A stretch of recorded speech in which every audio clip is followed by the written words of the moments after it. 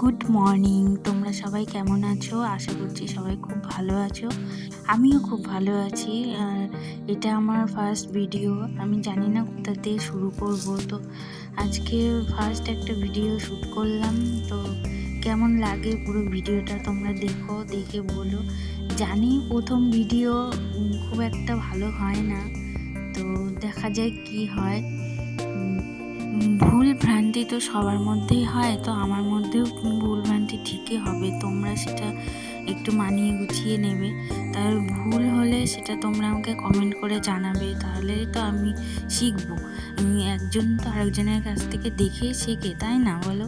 তো তোমরা আমাকে বলবে কমেন্ট করে যে আমার ভিডিও কেমন লাগছে, তো কি কি ভুল হচ্ছে না হচ্ছে সেটা তোমরা আমাকে জানা, তাহলেই আমি ভিডিও করার আরও আগ্রহ পাবো। তারপর আর ইউটিউব একটা এমনই প্ল্যাটফর্ম যেখানে সাপোর্ট ছাড়া কিচ্ছু হয় না। তোমরা যদি আমাকে সাপোর্ট না করো তাহলে আমি কিচ্ছু করতে পারবো না। তোমরা প্লিজ আমাকে একটু সাপোর্ট করো। আর আজকে ক্যামেরার সামনে আসতে খুবই লজ্জা লাগছিল, তাই আজকে ক্যামেরার সামনে আসতে খুবই লজ্জা লাগছিল, তাই আজকে আর ক্যামেরার সামনে আসলাম না। তো ভয়েস ওভার করলাম। তো তোমরা দেখো ভিডিওটা কেমন লাগছে, তোমাকে আমাকে কেমন লাগছে সেটা তো পরে জানাবে। তোমরা ভিডিওটা দেখো, দেখে আমাকে প্লিজ জানিও। আমার ভিডিওটাকে লাইক, কমেন্ট অ্যান্ড শেয়ার করো, সাবস্ক্রাইব করো, প্লিজ দেখো ভিডিওটাকে। তো যাই হোক, তো অনেক কথা বলে ফেললাম। দেখো তোমাদের সাথে কথা বলতে বলতে আমার বাঁধাকপিটা প্রায় হওয়ার মধ্যেই। তো তোমরা বুঝতেই পারছো আমার গলাটা শুনে যে আমার প্রচণ্ড ঠান্ডা লেগেছে। তো ঠিক মতো কথাও বলতে পারছি না। বাঁধাকপি তো একটু ঢাকা দিয়ে আর একটু হবে। তো চলো তোমাদেরকে বাইরে একটা জিনিস দেখাই।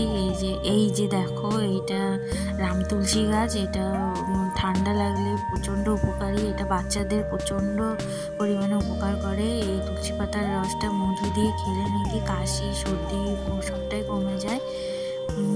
তোমরাও বাড়িতে লাগাতে পারো। তো চলো ঘরে গিয়ে দেখি। এই যে বাঁধাকপিটা হয়ে গেছে, একটু চিনি দিয়ে দিলাম, দিয়ে ঢাকা দিয়ে তারপরে বাঁধাকপিটা হয়ে গেছে দিয়ে অন্য কাজে একটু চলে গেছিলাম। তারপর এসে শাকটা বসিয়ে দিয়েছি, ডালটাও সেদ্ধ হয়ে গেছে। তা ডালটা এবার একটু সবজি দিয়ে একটু ফোড়ন দিয়ে দেবো। তো এই মূলোর শাকটা প্রায় হয়েই এসছে, বসিয়ে দিয়েছি।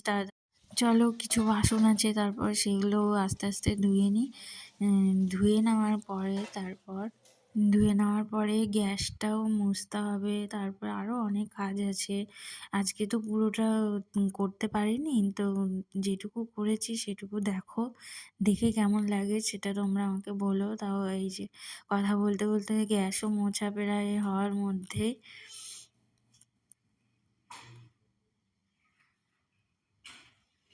তো গ্যাসটাও মোছা হয়ে গেছে দিয়ে এই যে সব উনুনের ঝিকগুলোকে এবার ধুয়ে নেবো।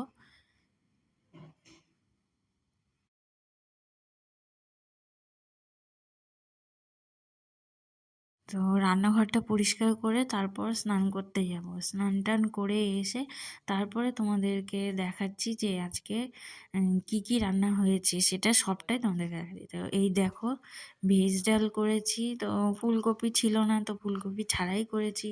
আর বাদবাকি যা লাগে সবটাই দিয়েছি। তো আর এখানে আছে উচ্ছে ভাজা, আর মূলোর শাক ভাজা, আর এখানে আছে বাঁধাকপি, আর এই আর কি এটুকুই করেছি। তো এখানে বাবাকে খেতে দিচ্ছি।